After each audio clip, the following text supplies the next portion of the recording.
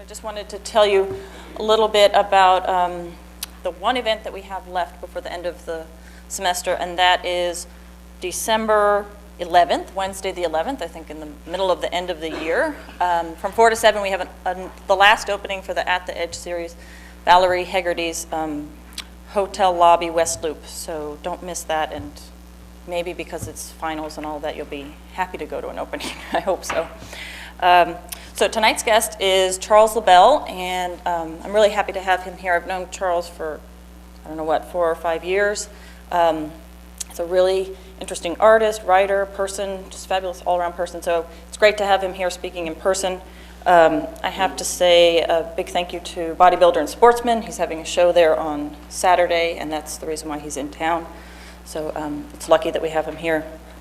Charles's work, which he'll talk about in a minute, and I think he's going to talk primarily about his latest work, and including work from the last couple years, I think. His work focuses primarily on location and subjectivity, and he'll expand on this, of course.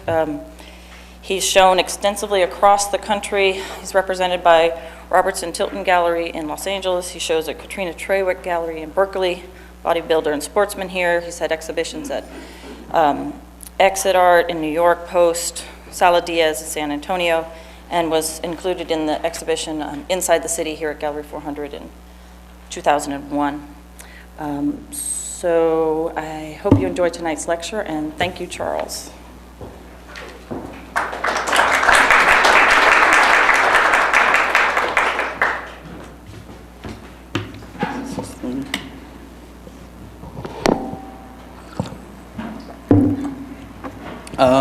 If you want to put the first 2 slides up, just have a bit of visual. So I'm going to focus just on a few specific projects that I've done over the last couple of years, perhaps a couple of slightly older things that make sense. Not so much going in chronological order, but just sort of maybe more thematically.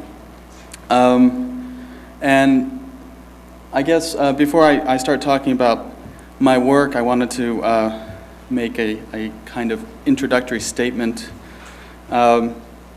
which goes as follows. I believe that my art should be a method for realizing my desires, even when my desires don't make sense. For as much as I indulge in trying to analyze and understand everything, and to make my own work be about something, I also want it to acknowledge that it exists beyond understanding and beyond reason. While I like to think that I know why I do what I do, why I make the kind of art that I make, I must admit that much escapes me. But I don't mind not knowing, not understanding. In fact, I've come to think the purpose of making work is to achieve greater and greater depths of misunderstanding. And though I am skeptical that ignorance and irrationality are truly keys to liberation, I've yet to come up with anything better. Quite simply, my desires are beyond me.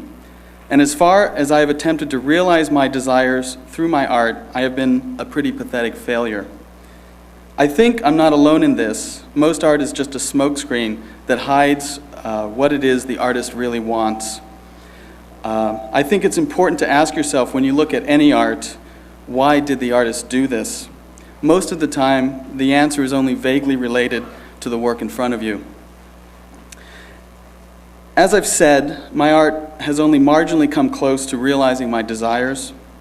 To put this in perspective, here are some of the things that I desire and want. I want to move to a strange city, a small town like Greenwood, Mississippi, and take a menial job and live in a tiny apartment above a butcher shop and have an affair with the butcher's daughter. I want to bury myself alive. I want to stare into the sun until I am blind. I want to go back in time and have dinner with Hitler and Eva Braun on their last night in the bunker. I want to see a ghost. I want to be so scared that I piss myself. I want to be possessed by a demonic spirit. I want to be able to spit venom. I want to burn my house down. I want to grow up in a bordello in New Orleans. I want to jump off the Golden Gate Bridge. I want to be David Bowie. I want to eat my shirt. I want to murder someone and never get caught. I want to get caught. I want to live forever. I want to meet my doppelganger. I want to remember everything. I want to forget it all. Most importantly, I don't want to make art. I don't want to get it right. Not that I want to be wrong. Wrong in our culture has become very good indeed. In art, the most exciting work is really very wrong. My aspiration is simply to be slightly off, almost right, never completely wrong, misunderstood. I think the worst thing that can happen to an artist is for everyone to think they understand their work. So the two slides that I've put up to sort of begin as a kind of segue to my work are two French poets. You're probably both familiar with both of them. On the, your left is Charles Baudelaire, and on the right is Arthur Rimbaud.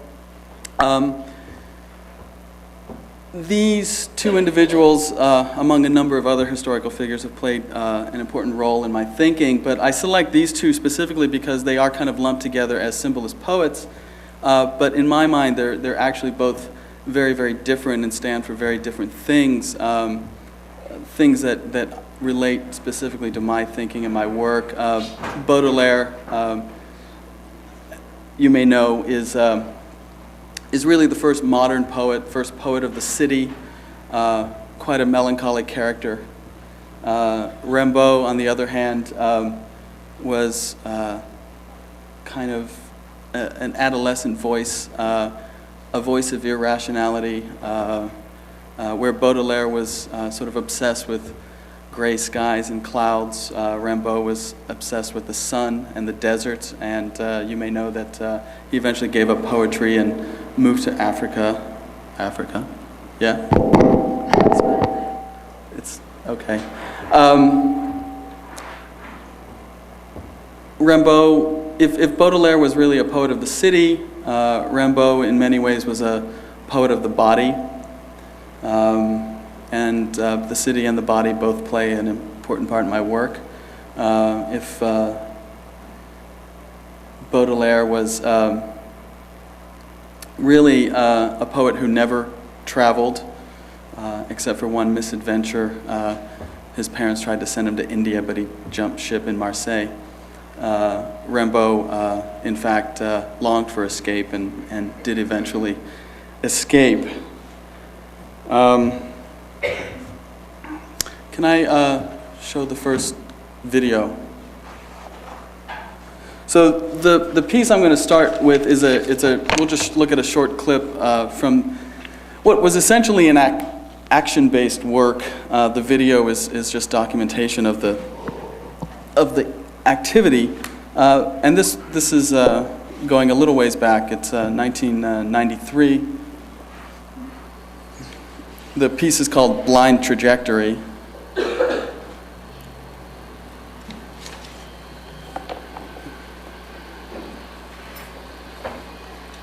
And this was one of a series of blindfolded walks I did in different cities, a number in LA. This was the only one I did in New York. In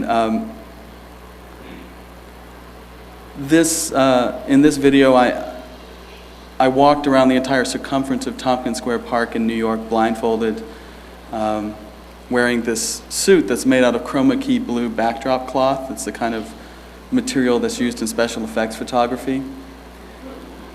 The entire walk took about half an hour, and obviously I had a friend videotape it, but she had specific instructions not to interfere with me no matter what happened.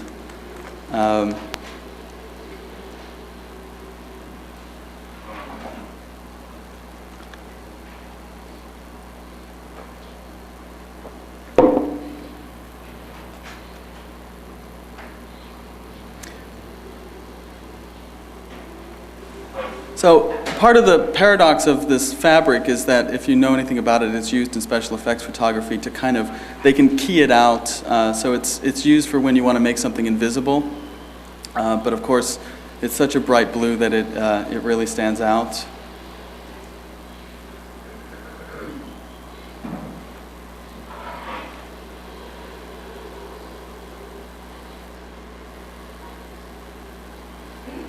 And I should say in general that in my work, I'm very interested in trying to really put myself in strange places and strange situations, to challenge myself to really perceive and experience the world in a somehow different way.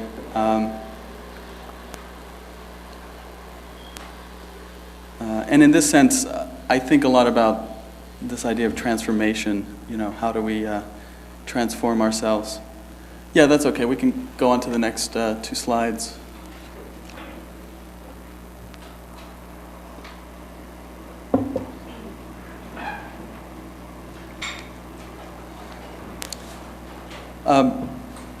Also, I guess about the blind trajectory piece, I chose Tompkins Square Park.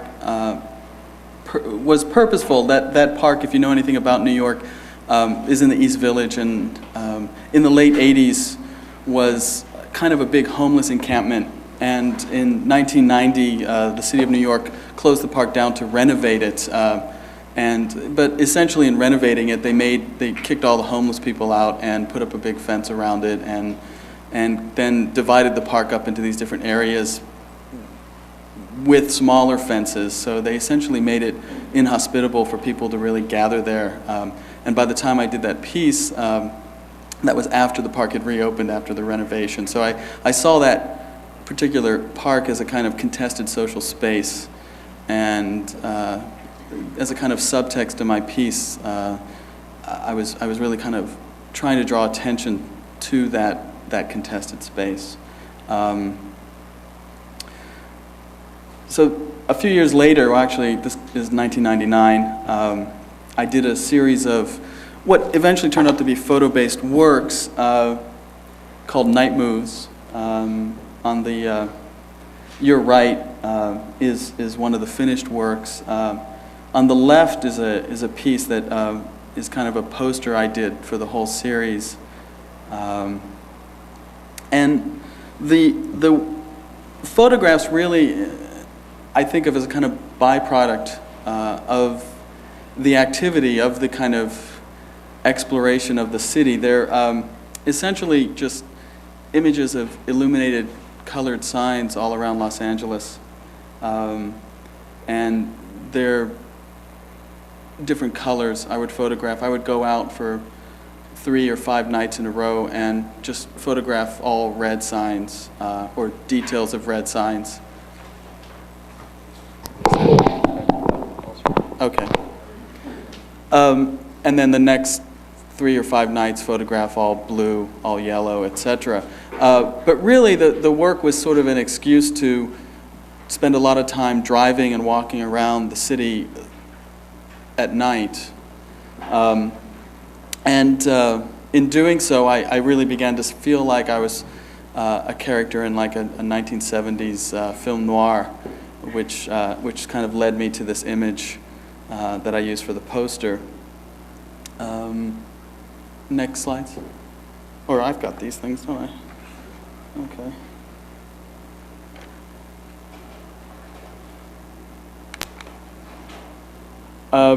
So I was shooting 35 millimeter. The images are actually full frame, just cropped out of proof sheets. The pieces are, in the end, quite small. They're like 18 by 18 inches. And for each particular color, I would shoot 10 to 15 rolls of film.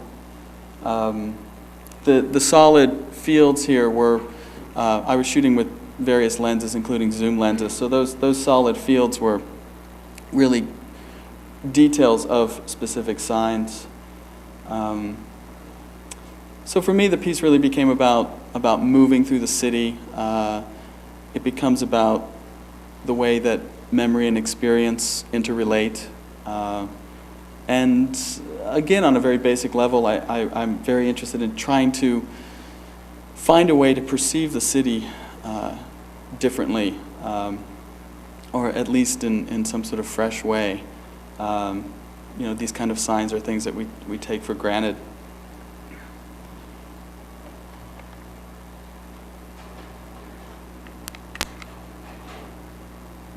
So these are just details of the blue and yellow piece.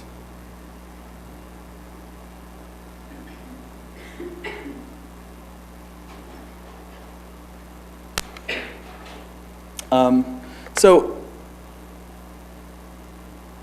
I think perhaps being from Los Angeles, driving plays has a greater importance in my work than maybe artists in other cities. And certainly if part of what I'm interested in is this relationship between the body and the city and the way we experience the city. In Los Angeles, you experience the city driving. And I like to drive and have therefore found ways of making driving part of the way I make my work. And I show you these were actually two sort of separate projects, but they were being done at the same time and then lead up to a series of larger projects that I do later. On that side, on the left, the sort of shot looking down the road is part of a project called Far Horizons, which essentially what I did was over the course of an entire year, I kept track of my movements and would photograph the horizon from the furthest point I traveled from my house on that specific day, looking in the direction going away from my house, which was a really kind of interesting exercise, especially over a year, because it made me have to be continually aware of where I was and how far I had gotten from where I lived. And then at the same time during that year, I did a series of daily self-portraits. They were not all behind the wheel, but these portraits were only taken at moments when I found myself completely alone, which ended up being something of a challenge. I was surprised to realize how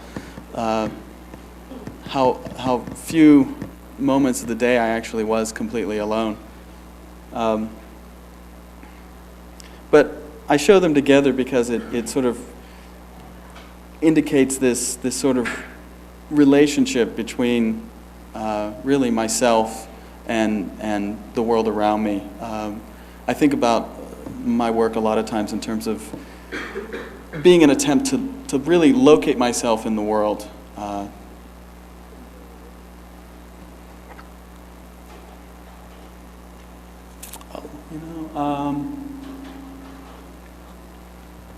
think, can we show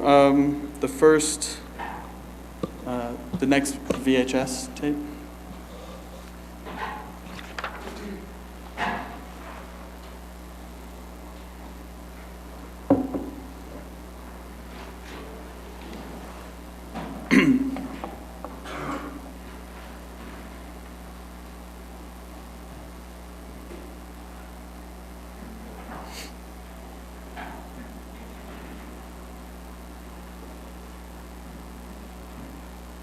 So after doing the sort of Far Horizons and year-long series of self-portraits, I decided to do another year-long piece, which I ended up calling 2001: A Space Odyssey.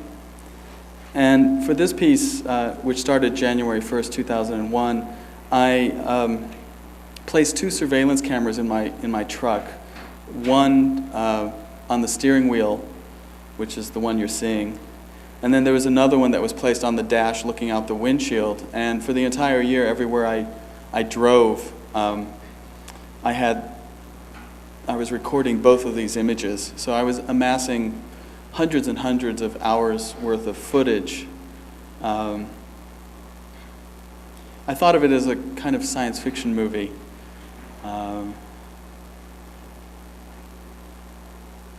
So this is, like I said, some of the footage from the surveillance camera mounted on my steering wheel.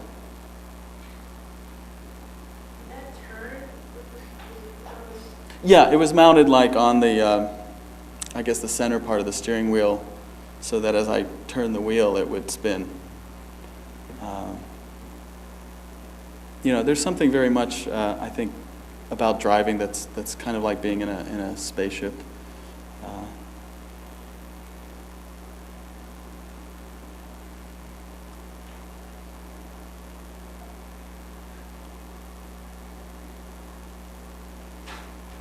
And there was a little monitor in the truck, so I could switch views between the road view and the view on the steering wheel.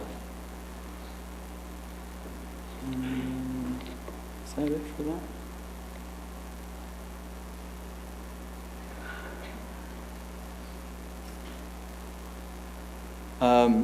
And then I went through, I grew my hair and beard for the first 5 months. And always wore that white jacket. And then starting in May, I started the second, third. I kept track of sort of a running commentary of everywhere I was driving. So there's this long audio piece that goes with the video. This piece, ultimately, it has yet to be shown.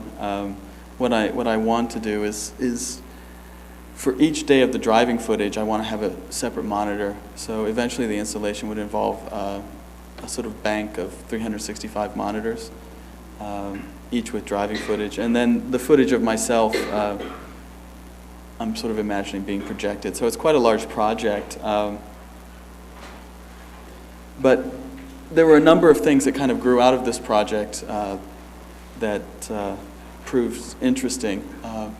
Can we show the next DVD, the first DVD? And one of the pieces that grew out of this piece is the piece that you're going to see, which is actually a piece that I'll be showing at the show that opens Saturday.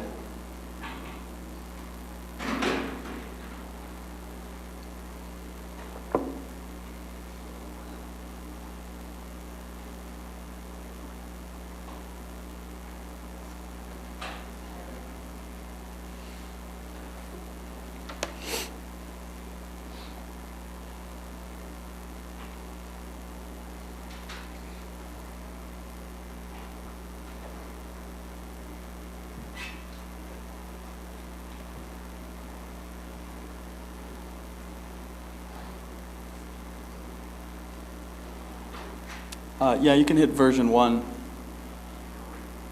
So the piece is called Self-Portrait Lit by Lightning.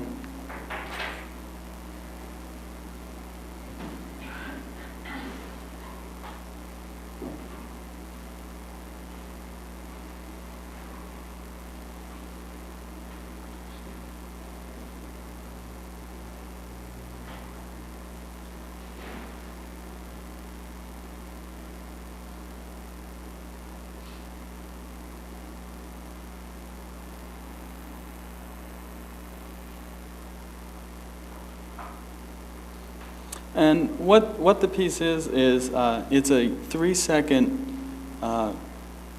video clip that was actually shot by that surveillance camera that was on my steering wheel.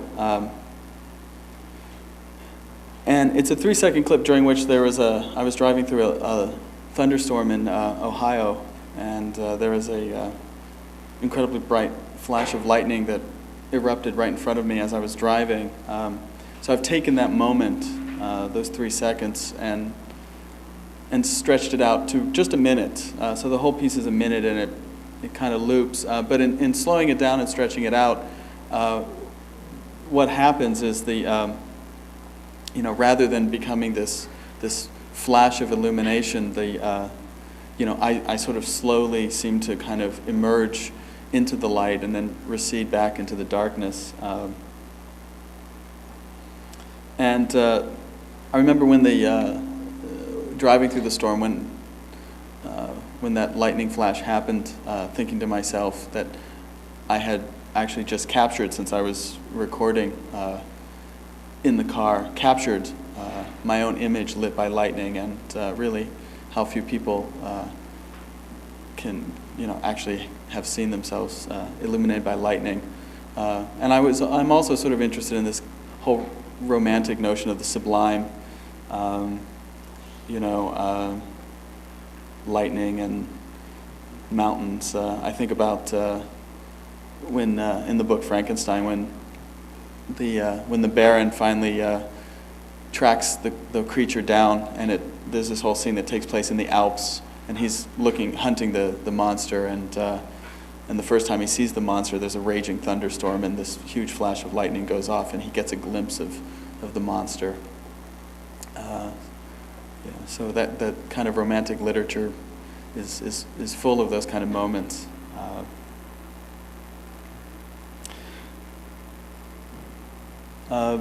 If we can go to the next video, the VHS. So so in the end, out of what really ultimately became a total of, I think, 1,200 or so hours of footage of myself driving, I got a piece that was a good 3 seconds. But some other works that kind of grew out of that whole 2001 A Space Odyssey project was this piece, which is called Horror of Light. It's actually footage shot while driving through the Eisenhower Memorial Tunnel outside of Denver, Colorado. And this footage is kind of been slowed down and then speeded up. And it's projected onto a 5-foot in diameter acrylic disc that rests on the floor. This in a completely black room, where the room is painted black and the floor is painted black. So actually documenting the installation is a little difficult. You can't really get a sense. I mean, in this video, for example, I'm looking down on the disc. And there's a kind of noisy audio track that goes along with it that's these multiple layers of wailing guitar noise.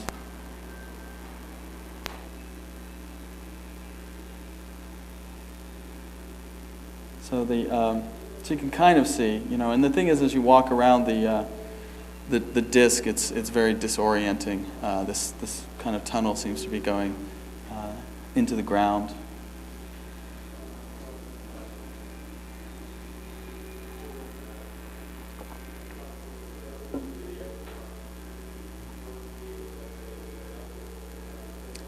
We can go to the next VHS too now. What was the audio we were doing there? Is that something we were supposed to be hearing more through? Oh, you mean my voice, my talking, or the guitars? The voiceover? Yeah. That's just me, in case I'm not actually here to explain it for you. You can watch the video, and I have an audio commentary track. This was a piece that I showed earlier this year in Los Angeles.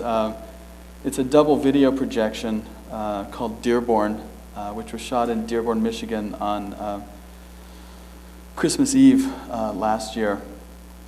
And what the piece is it's essentially documentation of a 2-hour drive I made through the suburbs of Detroit to Dearborn in search of the hospital where I was born, which was this place, Oakwood Hospital, which I had never been back to in 37 years. But along the way, so how I shot it was I have 2 surveillance cameras mounted on the dashboard of my truck. So these are just kind of left and right views that were shot at exactly the same time. And as I'm kind of meandering through these kind of residential working class neighborhoods, getting lost, but at the same time sort of finding myself attracted to these different things that I'm discovering in this landscape that essentially I'd never been to before. So for me it was really important that that what is documented here is a kind of primary experience of place. And I do, in the same way that with the Night Moves pieces, I think of the photographs that grew out of it as a kind of byproduct of the activity of driving around the city. In the same way, the footage you see here is kind of a byproduct. But are we seeing an installation view of how it would be in the gallery? This was in the gallery, yeah. That's okay, you can turn that off. Yeah, I presented it in the gallery as this. Different screens, one behind the other. Right, they're kind of one behind the other and kind of set at slightly different angles. And even though the projections were shot at the same time, one side runs about a second behind the other, so there's this kind of delay that happens. And there's also a kind of ambient audio track that goes with that just kind of drones on. I chose to shoot the piece on Christmas Eve not for any real religious reason or not to equate my birth with the birth of Christ, but really because I wanted the streets to be quiet, and Christmas Eve, in fact, most people were home. And as I drove through these neighborhoods, I realized that all these houses that had all their Christmas decorations and Christmas lights, in many cases were full of people, having Christmas Eve dinner and things. But the car really becomes kind of a dolly for the camera. You might have noticed that there are points in the video where I would literally drive up people's driveways so that I could record their houses. And that became very, very interesting to me. And I'm looking to do a number of pieces in the future. Where this gets more fully explored, I want to kind of develop a sort of little probe car with multiple cameras and actually lights that I can drive through various cities at night and sort of recording what I discover in the environment. Let's see. Oh, you can go back to the slides.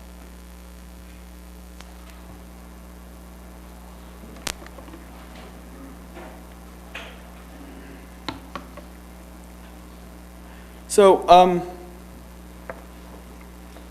these are images that were shot in 99 during a road trip I took through Spain and Morocco. But I exhibited them only for the first time this past fall, just a few months ago in Berkeley, California, at this gallery.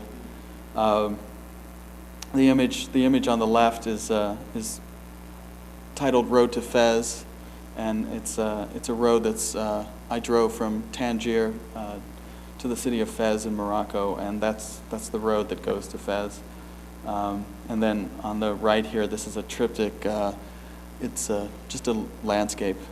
So in a way, this is really some of the most kind of traditional documentary type of work that I've ever done or exhibited. But I felt like, with my interest in sort of this idea of traveling, of putting yourself in strange places, of being on the road, of being in motion, that it really fit in with my practice. And honestly, in a way, I was very just interested in doing a more kind of traditional show. I mean, I love, some of the old photo documentary photographers, people like Robert Frank, so this sort of was as close as I've come to that sort of thing. So in a way, this show became sort of a travelogue. These are images. This is on the left, it's a view from Gibraltar, two views from the top of the Rock of Gibraltar looking into the Mediterranean Sea, and those are all oil tankers there. And on the right here, this is a mosque that's on the southern edge of the island, Gibraltar.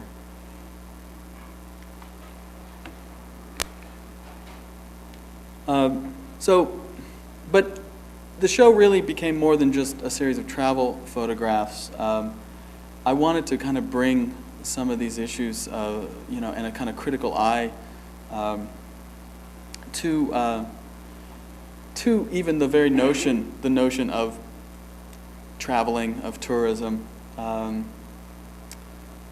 I think, it's sort of riddled with potential problems.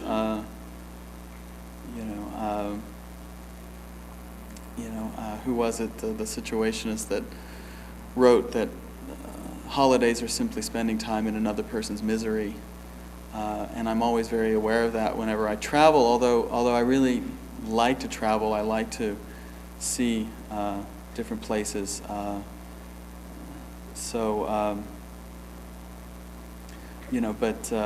But I'm very aware that you're definitely a stranger, sort of invading another person's home. So the show combined a lot of stuff, and I took the opportunity to just show some sculpture. The cushions that are on these metal kind of mushroom pedestals are part of a series of sculptures that I've been doing for the last 10 years. Collectively, the series is called Colonies.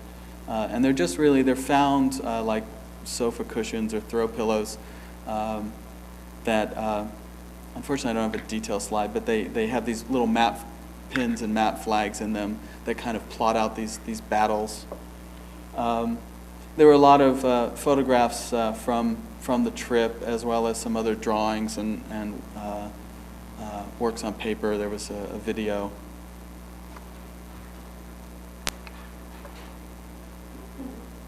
So,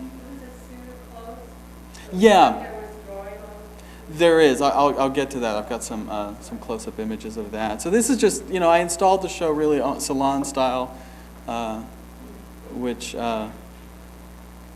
was, for me, it was kind of nice to do that. Just really mix it up, hit people with a lot of information. There was a lot to look at in the show. I don't think people are really used to spending, making a big commitment to spending a lot of time in a gallery, and I wanted to push them a little bit. This restaurant LaBelle view, is south of Tangier in Morocco.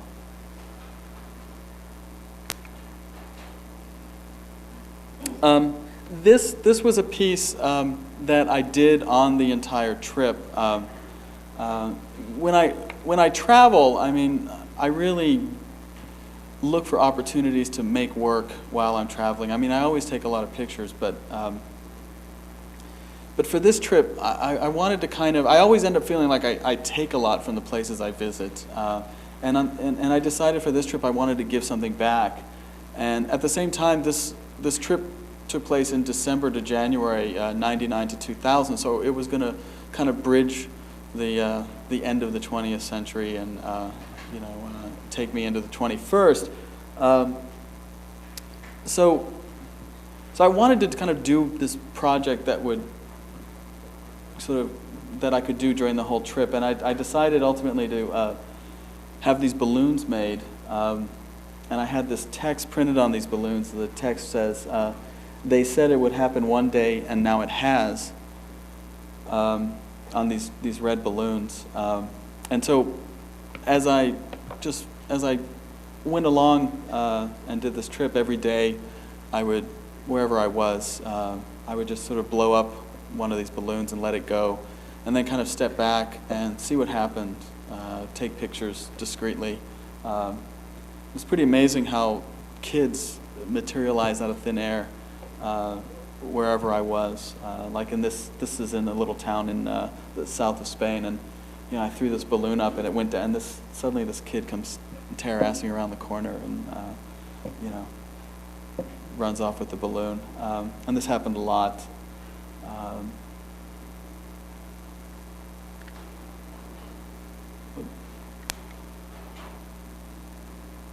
These are two lobbies, one in Algeciras, one in Fez.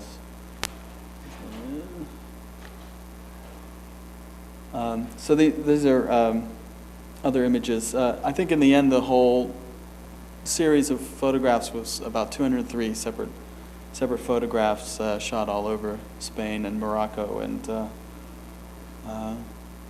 also a few in Los Angeles.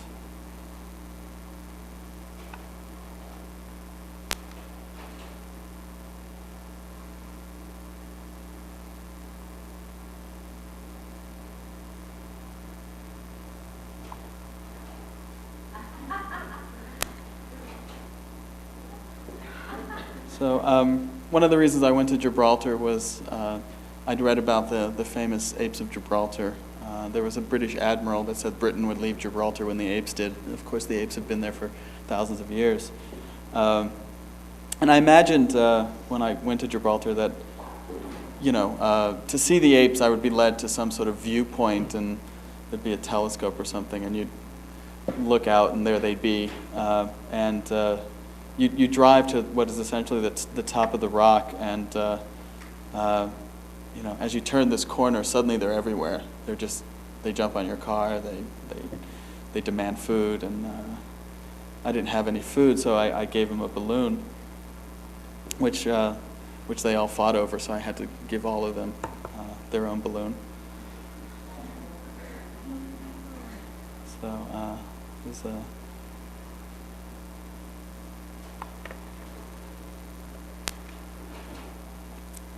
one of the places I really wanted to go in Tangier was the hotel that William Burroughs lived in when he wrote Naked Lunch, which is still there. And it's very cheap. I think it was like $12 a night. So this little corner of the exhibition with these three images, these were all shot in the interior of the Hotel El Manuria, which is the hotel where Burroughs wrote Naked Lunch. And the hotel was pretty unremarkable, except for these kind of red doors.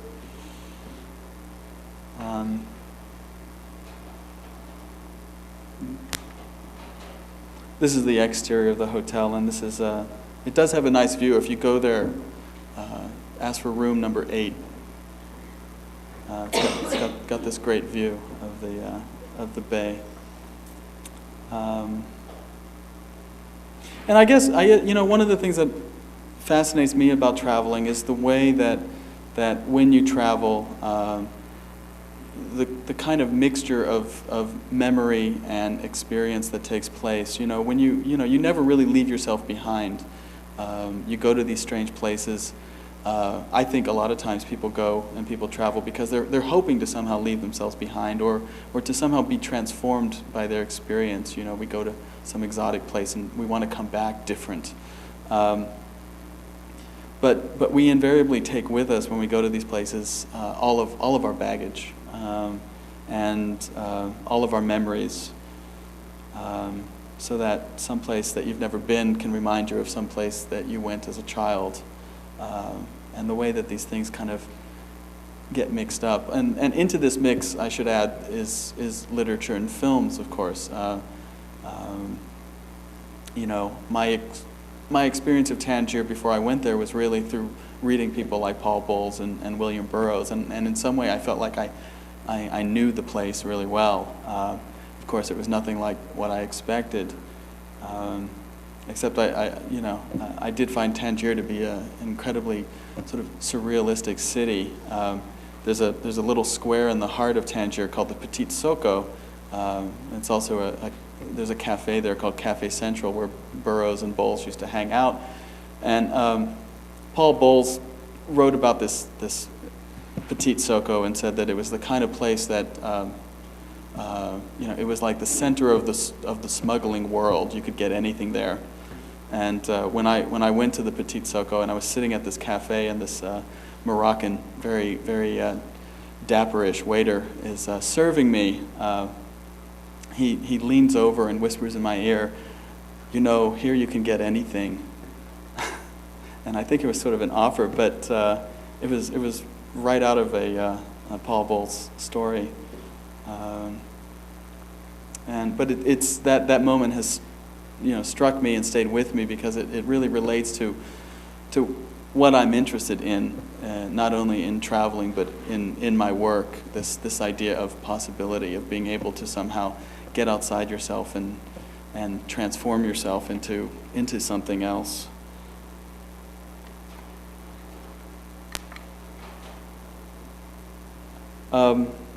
So this was just a little piece it was a postcard that I sent from Tangier on December 28th, 1999, and it arrived back in Los Angeles on January 8th. So it somehow transcended time and space.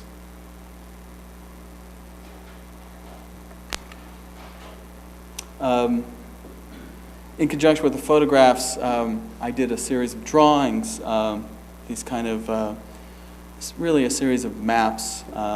This is the map of the Casbah in the city of Fez, and it's drawn with blood, my own blood. And every city in Morocco has a Rue de la Liberté, because of course Morocco was a French colony. And this piece, I just sort of labeled a whole number of streets in the Casbah, Rue de la Liberté.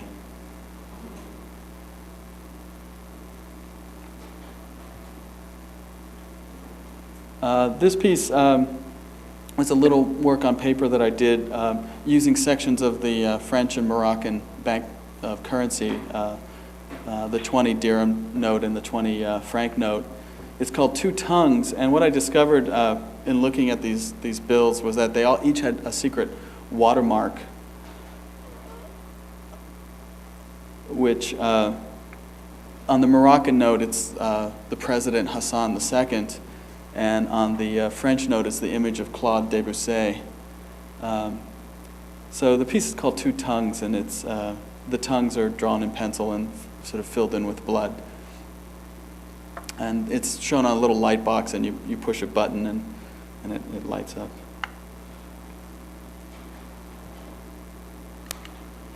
Zone of destruction, zone of devastation. So these are all blood on paper with letraset. And then this piece, which is a work on paper called Territory Covered, 1964 to 2002. It's a map of the world drawn in my own blood, where I've painted in all the areas on the globe that I've physically been in, not by country, as you can see in Europe here. You can see Spain. I traveled on that specific trip through southern Spain and Morocco. So I'm just filling in places in the world that I've been, and it was a pretty sobering piece to make, because I like to travel, and I at least used to think of myself as being somebody who was well traveled. But after I was done with this piece and sort of staring at these big blank continents that I've yet to go to, I realized that I need to travel more.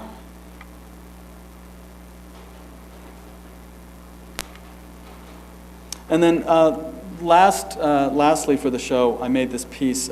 It's called Bad Blood, which is it's a chapter heading in Rimbaud's Season in Hell. And the piece is a white linen suit on which I've drawn out the entire roadmap of the continent of Africa in blood, and then had the names of various cities embroidered onto the actual suit.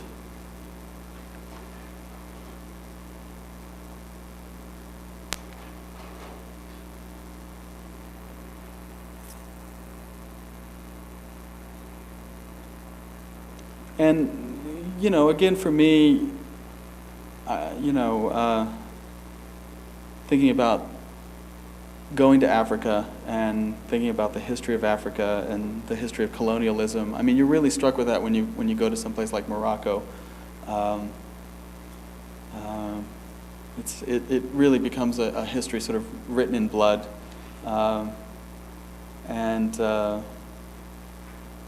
the same time, even though all that history is occurred well before I was even born, there's, if you go there, it somehow becomes inscribed on you.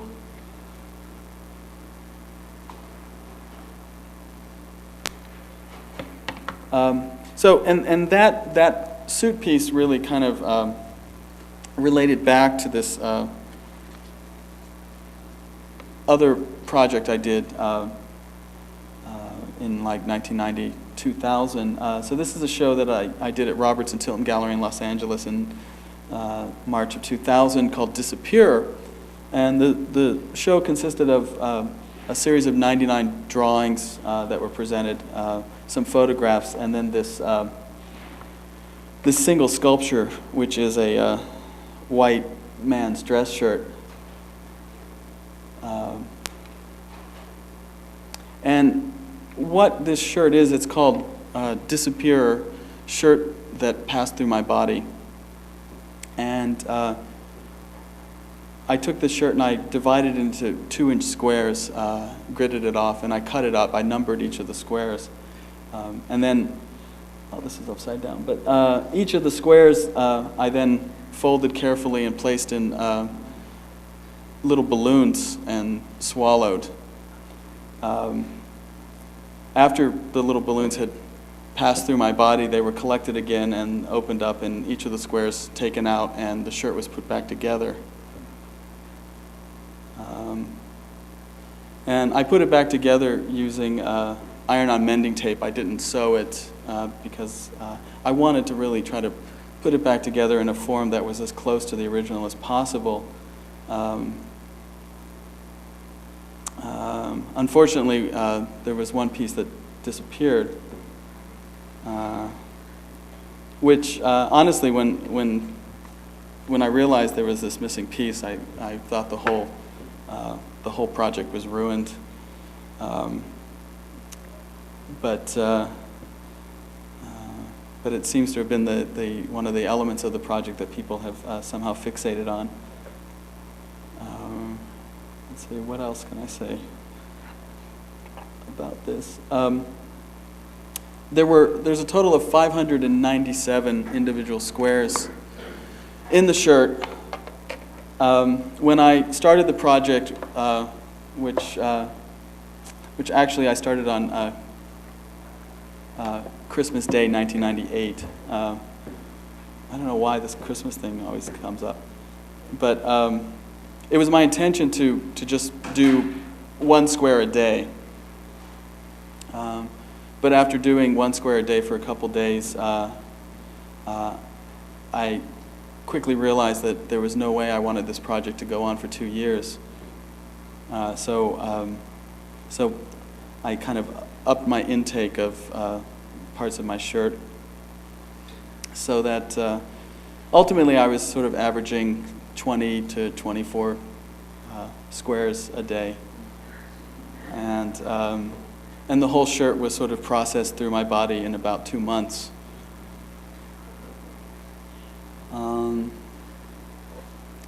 Like my other work, this shirt I look at as a byproduct. It's sort of a testament to the process of its own making. The piece itself was actually, for me, the activity and the experience of making the piece. And that experience became really pretty phenomenal for me. I should say that as I was doing this project, I told nobody. I mean, how could you really? I didn't really think anybody would understand. So it was sort of a secret, and that made it really much better. I think it showed me that when you have like a really good secret, you should definitely keep it, because it somehow makes you feel superior to other people. And so, during the 2 months I was making the shirt, and walking around and being very aware that I was walking around with part of my shirt inside me, it really transformed. It made me very self-aware. I mean, in some way, it was kind of similar to being on drugs. And in the way that it changed my perception of both myself and my own body, but in doing so, it changed my perception of the outside world. I can honestly say that during the 2 months of doing the shirt, not only was I somehow not the same, but my relationship to the world and the world around me was really transformed, which is why I decided to do this sort of second component to the project, which was a series of drawings of all the buildings that I physically entered during those 2 months that really part of the shirt was physically inside of me. Because this is this drawing here is my local Starbucks down on Melrose. And even the most banal things that I did, going to get a cup of coffee, the most banal places I went into, like Starbucks, suddenly during this period took on a much greater significance, kind of seemed very different. So in the show, I exhibited 99 of these drawings. The entire series actually contains 213 of the drawings.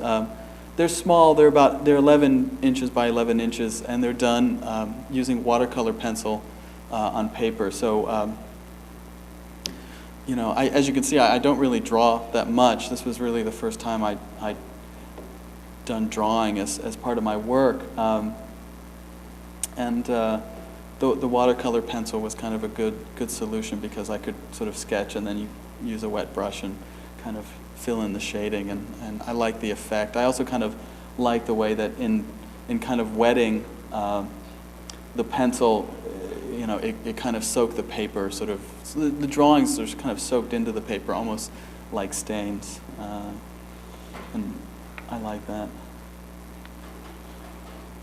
Oh, that's backwards.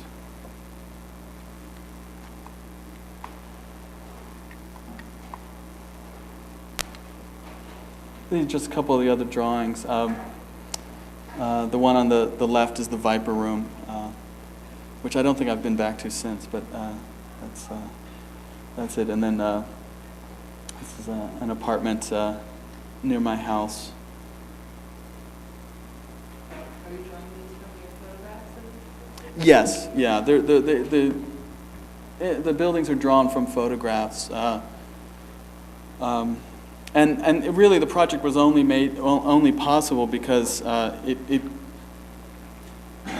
there's another sort of much longer project that I've been doing since '96, where I photograph every building that I enter. So I have this kind of huge archive of buildings. So these drawings were, I had all the images of the buildings.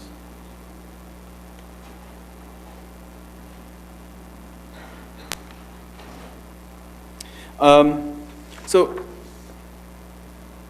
these are images, very new images that are actually going to be in the show at Bodybuilder and Sportsman, and the series is called White Nights, and they're black and white images that are reversed. I'm shooting black and white 35 millimeter negative, so essentially I'm just blowing up the negative. And they're printed on Duratrans. So these slides were shot from positive outputs, but the actual work is Duratrans images on light boxes. And these are all kind of cheap motels around Hollywood. The one on the left is the Hollywood Star Inn on Sunset and Western, and the one on the right is the Hollywood La Brea Motel.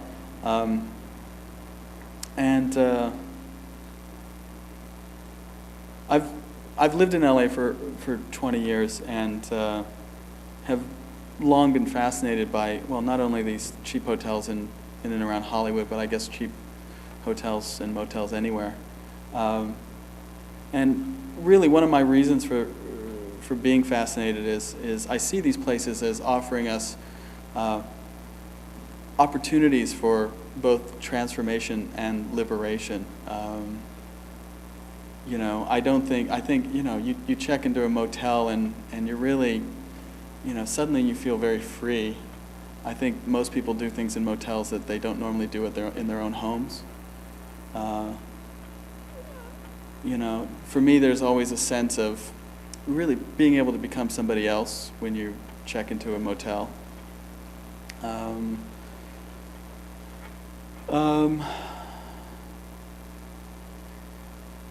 Let's see, and that was sort of part of my thinking in wanting to shoot these images in negative and present them as kind of reverse images. Because in a way, for me, the motels are kind of portals to another dimension. There's a sort of science fiction element to these places. You kind of go in and you come out and the world is totally changed. I should also add that there is a kind of intervention that goes on in these images, and that intervention that takes place around these palm trees. I'm actually lighting the trees while I shoot the photograph. They're long exposures. They're 15 to 30 second exposures. And while the shutter's open, I have this kind of powerful handheld spotlight, and I'm actually like lighting the palm tree. You can see in this image, this is the neighboring palm tree, which wasn't lit by me. Against the night sky, the palm trees really disappear. So I wanted to sort of intervene and create this kind of just sort of further step toward otherworldliness. And the accent is, when you show them drawings, but they look so much about the hand. So much about the hand? Yeah. Mm. Touch. They just look, they look like they were drawn in a way. Yeah, I think maybe more on the slide. When you see the Duratrans, you get the grain of the photograph and images. But yeah, there's a real richness to it, and just it's strange if you look at them long enough, you start to like the fact that they're reversed seems, you get used to it. But I love the way the street lights suddenly like become these like black orbs. And I would love to do some sort of project where I could find a way to replace the street lights so they emitted black light somehow. You have them? Yeah, right here. Oh yeah, no, I mean physically out on like down Sunset Boulevard. The Situationists had a proposal in the '60s. They wanted on-off switches put on all the street lights so that the people on the street could turn the lights on and off.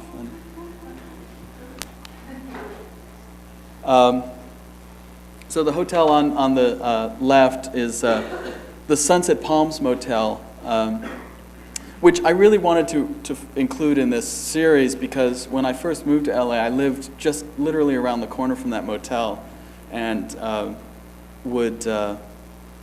didn't have a phone, so I would go up to Sunset, and there was a phone on the corner right by there. So I spent a lot of time, and this was back in like 1983, kind of standing on the street next to that motel watching people go in and out. And I still live just a few blocks south of there.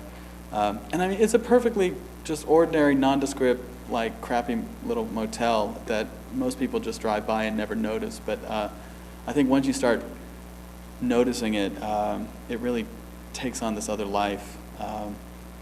And in this particular image I like, there's actually somebody getting out of the car, and then next to the hotel there was a figure, somebody sort of hovering in the shadows who's become white in the image. And then this is an image of the ambassador hotel in Los Angeles, which isn't one of these cheap motels up in Hollywood. It's a very famous motel that's been closed for I think about 15 years now, and it's abandoned, and it's been condemned. They're going to tear it down. It's the place where Robert Kennedy was assassinated in 1968, and it's an amazing. I mean, in addition to loving cheap motels, I really love abandoned buildings too. So the Ambassador combines both. And I've had a chance to wander around there quite a bit, and been down in the basement and looked at the spot where Robert Kennedy lay after he was shot. There's, on the floor in the kitchen, they have these incredibly beautiful Spanish tiles, and the coroner, after they took Robert Kennedy's body away, made an X on the tile, like scratched a little X, and that area has been over the years chipped away. People taking souvenirs. So when you go down to the kitchen, you can't miss this spot because there's this like gaping wound in the floor. The hotel has a lot of great history. Sammy Davis Jr. lived up in a penthouse on the 6th floor for many years, and it's just wonderfully creepy. So that's that motel.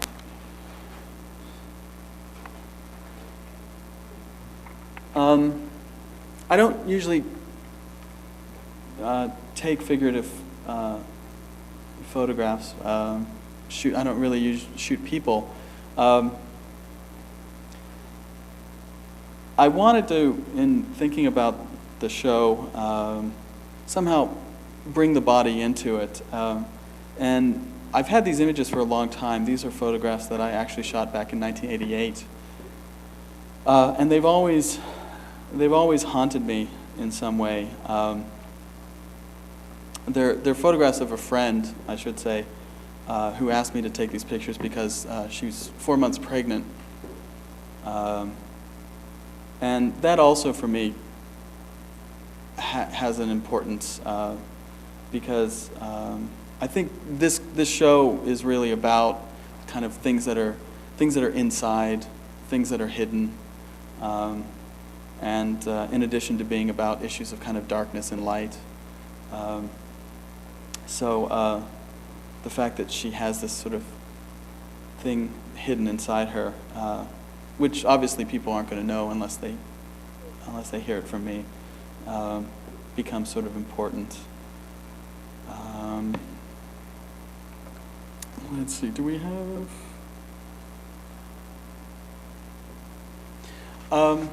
There's also another video in the show, which it's the last DVD. Maybe we can look at just a few minutes of that.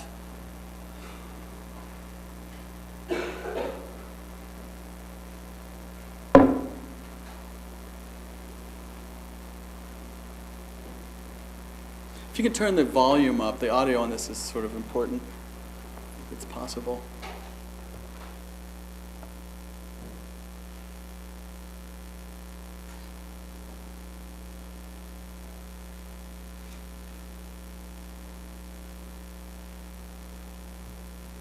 So this piece is called Interrogation.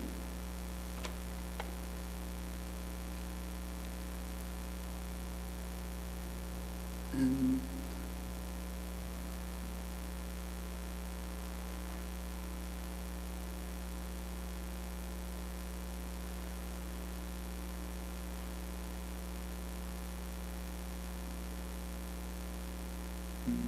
is there a speaker on this? There is? Okay. I guess you can't get it up. Mute, off, yeah. The sound is just really important to this piece. It's quiet, so I can, maybe when you come to see it at the gallery, you'll be able to hear it better. But I mean, essentially, all you hear is the ambient noise of you can hear like me moving around in the back and things kind of being taken up and placed on tables, and kind of the creaking of this desk chair I'm sitting in, and you can hear a ticking clock kind of in the background. And certainly the sound of each of these objects as they're kind of slowly pushed into this pool of light and then taken away becomes important. But very simply, the piece is about 100 little objects that I just went around and collected from my house, just things that were sitting around, things that were in drawers, nothing of any real importance, just things that I've collected over the years. And I brought them all together, just threw them in a bag, and then I wanted to interrogate them. You know, we surround ourselves with these objects, and they all have a history, they all have a story. They're all tied to some memory. You know, and they sit around our house, and you know, most of the time we don't think about them. But in some way, as much as we tend to forget about them and not look at them, they do in fact kind of look at us. And I think about this famous anecdote by Jacques Lacan about the sardine can. Maybe some of you know it. It's a kind of story that Lacan tells in a couple different texts, where he's on a fishing boat and he's looking out across the water. It's a sunny day, and he sees this sardine can bobbing in the water, and it's catching the sun and kind of reflecting back at him. And just as he's looking at this sardine can, this old fisherman comes up to him, and he says to Lacan, "You see that sardine can? It doesn't see you." And Lacan, that really becomes sort of something Lacan kind of stays with Lacan. And what Lacan concludes is that the fisherman is wrong, that in fact the sardine can does look back at him. And without getting into too much Lacanian psychoanalysis, you know, Lacan talks about the way that objects do stare back at us.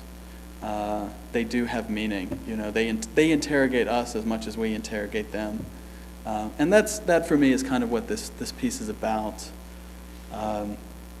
The way our sort of relationship with these objects. Well, I mean, sort of on the detective story where you had heightened this circle of inspection. Yeah. Just sort of like a detective story, kind of like, or I mean, I would say no more, but it is peculiar how they move in and out of this very specific shape light. Yeah, well, that's what I was thinking of really, is those moments in film noir where the cops like have to interrogate somebody and they shine the light on their face and they try to get information out of them. I mean, I'm trying to get these objects to talk, to spill their guts.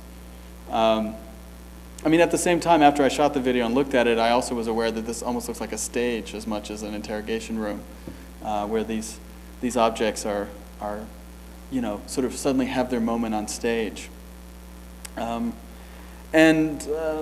know, the other thing I was thinking of is of course, Freud's notion of the uncanny. And that's something that I think anytime you talk about relationships of interior and exterior, darkness and light, things being hidden and things being revealed, you're in the realm of the uncanny. And actually the uncanny becomes a good segue to my next and what will be the final piece I'll show you, which is, can we go back to slides?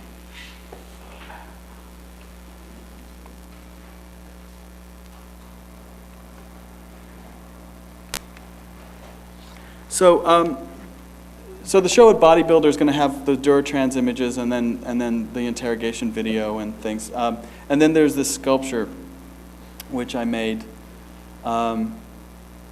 It's called Die. And it's really, on a very simple level, a time capsule. It's a 2-foot steel cube that's been lined with lead and then sprayed. I took it to an automotive shop and had them spray it with an automobile finish, and I sealed it with this kind of plaque. So the box was sealed on November 1st, 2002, and my instructions are that it be opened November 1st, 2502. So in 500 years, this box will be opened, and whatever's inside will see the light of day. Of course, none of us will be around for that glorious occasion. And I don't know, just for me, the idea of putting a work into this context, into a gallery that doesn't reveal itself, that keeps its secrets, was very, very interesting. I also am interested in the way that the piece confronts us with our own mortality. The fact that none of us will be alive in 500 years, or our children or grandchildren, many generations to come, will come and go before this piece is opened. So we'll all be dead. And I don't know, that idea kind of pleases me in some way.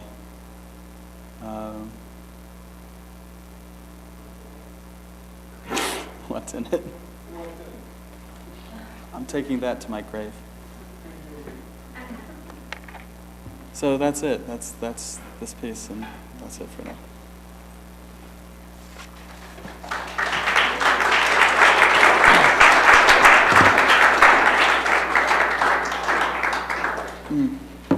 I will answer any questions if there are any questions. No? Have we gone 4, 5? Anything? Does your photographs the women that the title? Oh, the ones of the. Well, it's part of the series White Nights. Part of that series. Yeah. So the buildings and then the woman. So the information about her being pregnant isn't really conveyed anywhere except for just your word out. In the but in the statement that goes along with the show, yeah, I mean it's, I'm totally aware that those images can be read in just as girly pictures, and I mean not that there's anything wrong with nudes or girly pictures, but the only reason I kind of bring the other information into it is that for me that's not what they are. So and I don't know how I feel about maybe if people do just see them that way, but I guess it's okay. Yeah.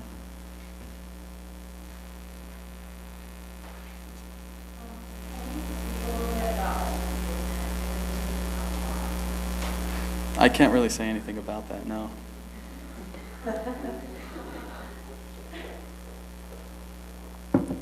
Anything else? Well, I mean, what's strange about that is the trust that some should have to be passed down from generation to generation. Someone obligated to hold their eventually hold it. Someone, a family, somebody that receives. Yeah, it's kind of, yeah. I mean, I'm expecting a lot of just people in society and things. How is it sealed? Oh, it's a steel cube.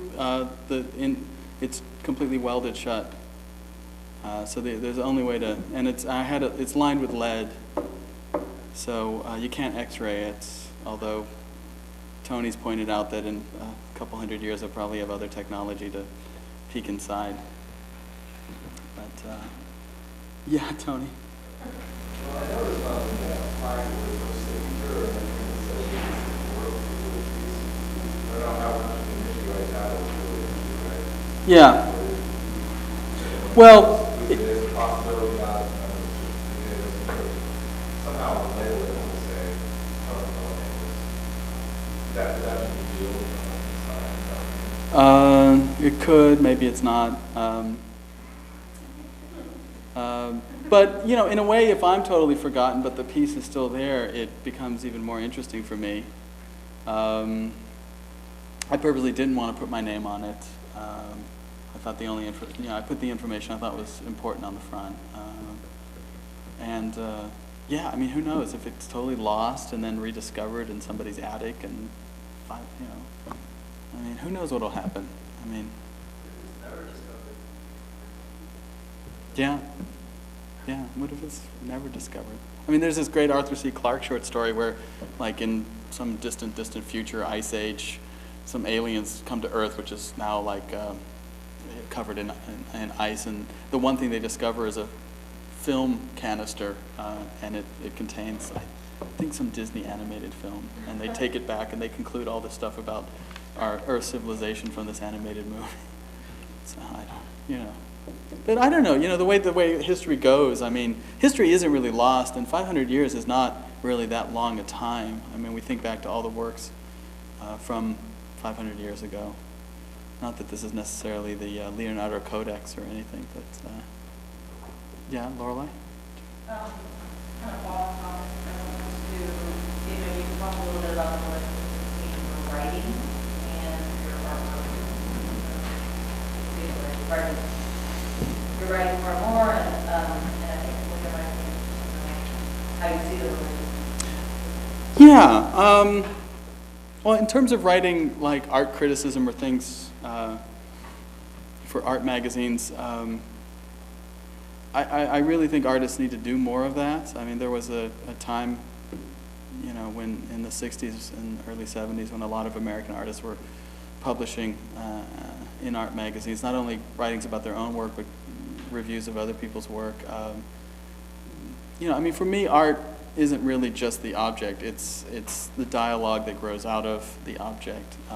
It's the dialogue that everybody participates in. So, as artists, we are authors anyway. So why not also write if you want to or have that ability? Yeah, I just I enjoy doing it. Although I've been writing mostly sort of critical texts. I used to write a lot more fiction, and it's something I'd like to get back to. So. And you see relationships between the things that you write about and the work that you make, or are they larger than that? Well, no, I do see relationships. I mean, I write about things I'm interested in, and sometimes I actually, I feel like the shows I review, I'm interested in writing about them because there's something in that show that I'm thinking about or working my way through. So writing about other people's work really can help you solve problems for your own work, and it's a good reason to do it. Yeah, I mean, like, I never write about painting. I mean, I don't understand painting. Although I did just this past summer write about this one painter, but I found a kind of angle that didn't really have anything to do with painting. So I think everybody has limitations. It's okay. That is Mhm. projected or on? It's projected. Yeah, it's going to be projected. I mean, I would also maybe show it on a big, plasma screen or high definition screen. But the piece has a lot of power when it's sort of larger and the audio is really good, and you're hopefully sitting in a comfortable seat to kind of take it in. There's a kind of I mean, that you just really saw the first like 6, 7 objects. I mean, there's a real rhythm. It becomes quite hypnotic, quite seductive. Yeah. Sure, please. You were connected to shaman, think about how they feel about the sense of the underworld and togetherness in one ball. Oh, really? No. That's. I mean, it's been connected to a lot of things, but no. Shamanism. Yeah, LA folks. Mm-hmm. No.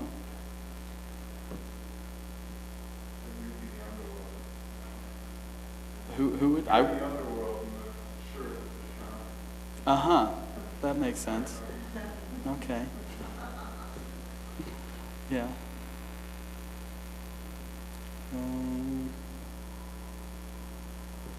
Okay. Well, thank you very much for having me. I've enjoyed it.